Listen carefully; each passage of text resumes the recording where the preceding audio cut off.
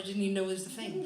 So, ladies and gentlemen, without further ado, we're going to go to one of our originals, Leanne Webber, also known as the Mystical Poetess, who is going to do some poetry. Ladies and gentlemen, the Mystical Poetess!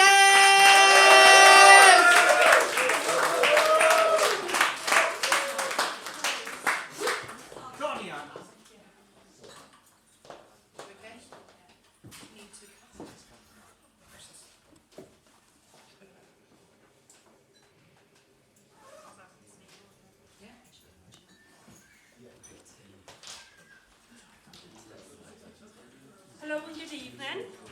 I'm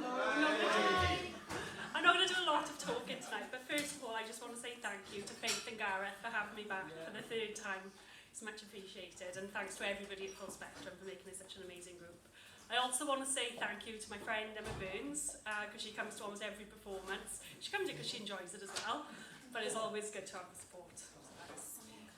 I don't know if anybody remembers the last time I came back in November. I dropped the C-bomb twice and the F-bomb.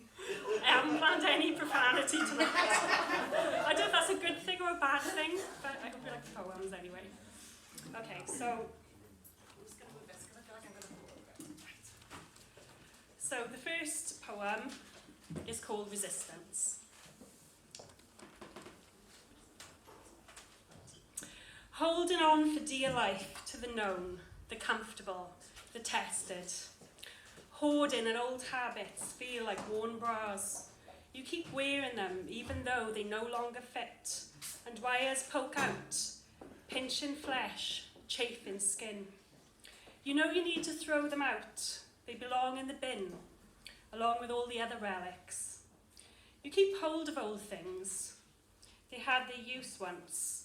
And who knows when you might need them again, even if just to remind you of how they once fit or what they once meant, and who in your mind they represent. Though they block your way to shedding old skin, for a shiny new layer to be felt within. You believe they hold the memories and to lose them would cause pain, but when you finally let them go, the memories remain. And if they don't, they weren't worth remembering. Thank you.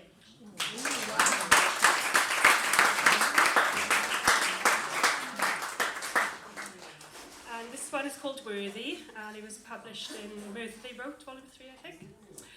And I hope it speaks to people in the room. So, I see an image captured by another when I was unaware. I look into the mirror and give myself a scathing stare. I see something different to what I am shown is normal, wanted, worthy. I watch that film or read that story loved by many.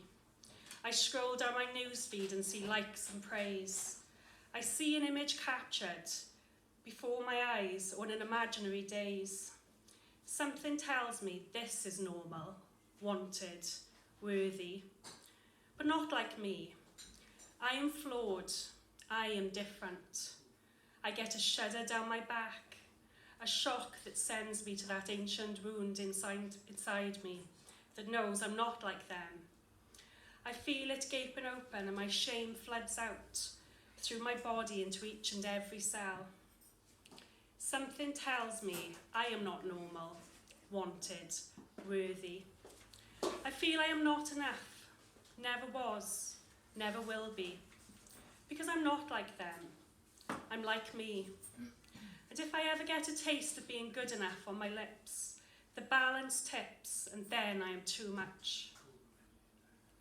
I fall back into the primordial pit, shuddering, squirming, a sinking in my stomach, a bite of shame that gnaws right through me to the core.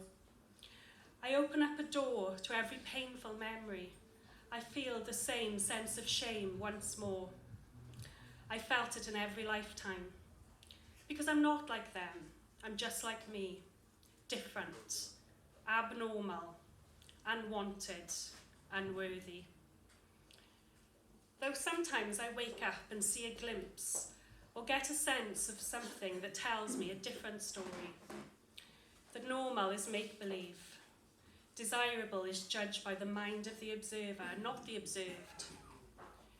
Beauty exists in the eye of the beholder, and when the spark behind the eye knows its own worth, it sees beneath the skin.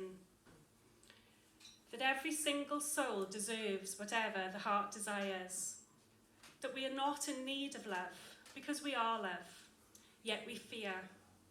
And so we become a diluted version of ourselves to quell the risk of truly being seen. Everyone out there has at least one thing the same as me, on the outside or the inside.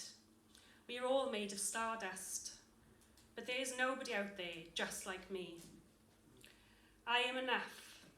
I am me. I am love. I am worthy. We are all unique, yet we are all the same. We are all worthy. Thank you. Wow.